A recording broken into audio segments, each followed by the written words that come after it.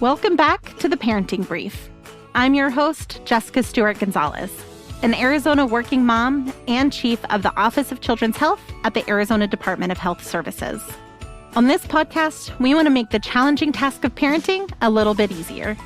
With help from fellow parents and child development experts, get quick tips that you can use today.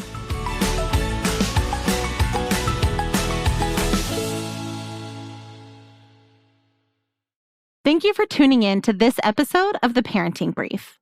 Today, we conclude our mini-series on fatherhood with a conversation on the community-wide benefits of involved dads. And as we've talked about in our first episode, dads come in all forms. From sports coaches to uncles to education professionals, these individuals can leave lasting impressions on children in the community. We cover those benefits along with ways that we can foster a community that supports father figures up next.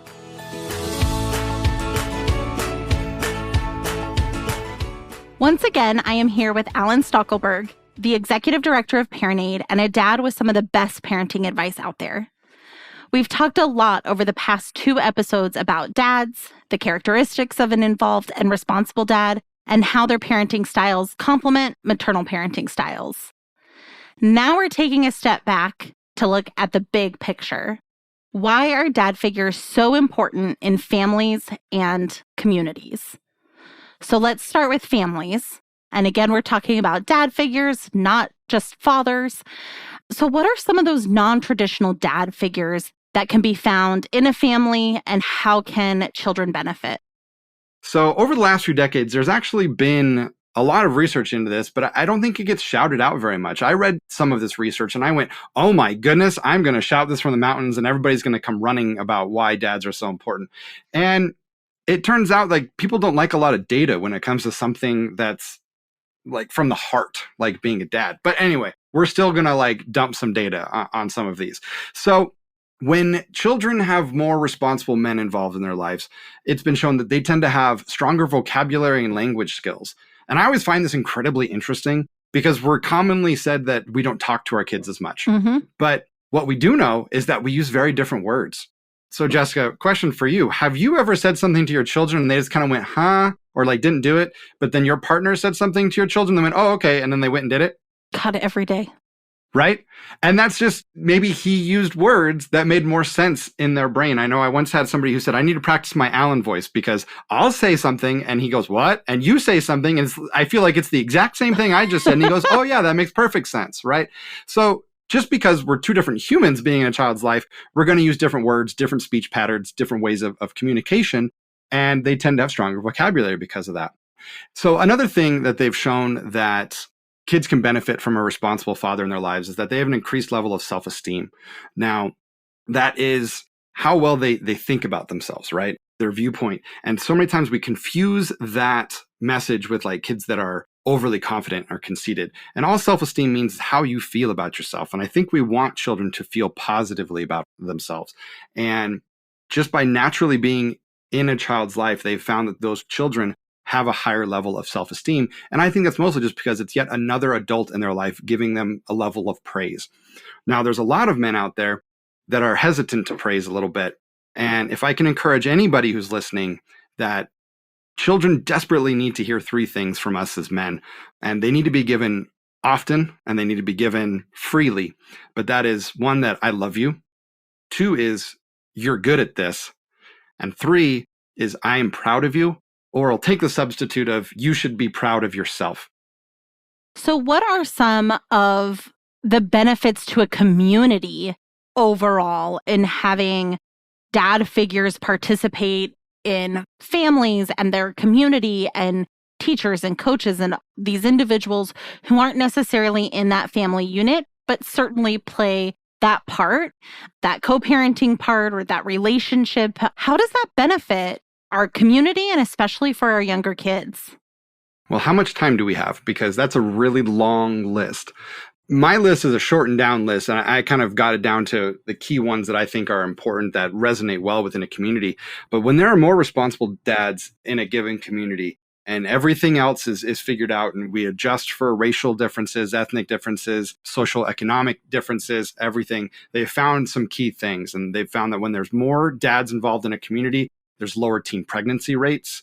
There's lower incarceration rates. There's less incidence of child abuse, which I find interesting because I work in child abuse, and it's a common misconception that it's the dad that tends to perpetrate child abuse more, when the largest subsection of people who are reported for child abuse are just single parents. That's the biggest one, is just a single parent. It's not a single mom, single dad. And think about, why is that? And it's because they are stressed out. They don't have the support of the other person, right? And that is why they are at the highest one. So the next one down tends to be when there's a step parent. And then it goes to a two-parent household, kind of is that hierarchy there. There's reduced substance abuse in the entire community, which I just find is wild. Really interesting one. There's better teen decision-making, and that relates to the substance abuse. That also relates to the teen pregnancy. They have found there is less obesity. There's a healthier BMI in a community when there are more involved fathers in a community. So how can being a responsible dad benefit the dad himself? So this is an area where we don't commonly think a lot, right? We think like, well, if you show up, you're going to benefit the people around you. And it's not often considered like just showing up to your kids is going to benefit you as well, right? So they find that dads tend to have a higher level of job satisfaction. And I think some of that is because they understand the role that their job plays in their life when they are in a family. They understand that the job helps provide for the family. And so they tend to be more satisfied in their occupation because of that.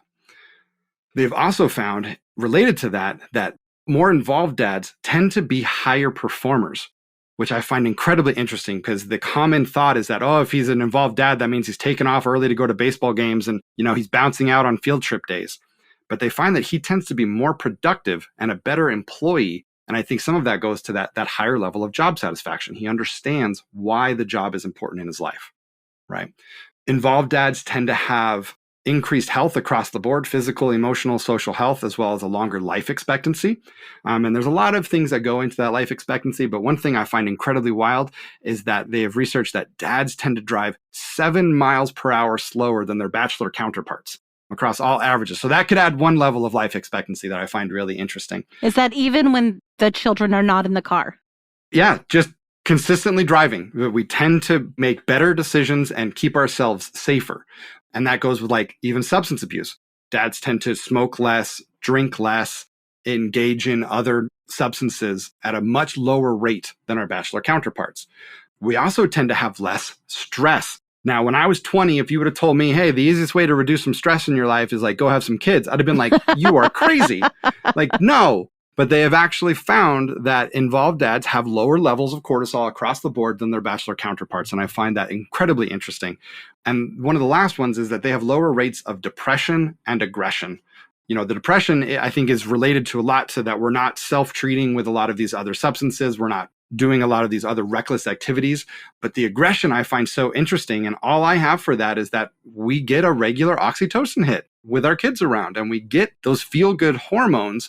So we tend to just be a little calmer and not so aggressive in other areas of our lives. Well, thank you for joining us for this mini-series, Allan. Thank you so much for your time, your expertise, your opinions, your real-life experience to contribute to this topic. Yes, thank you very much for having me. It's something near and dear to my heart and something that I hope gets more attention and understanding for years to come.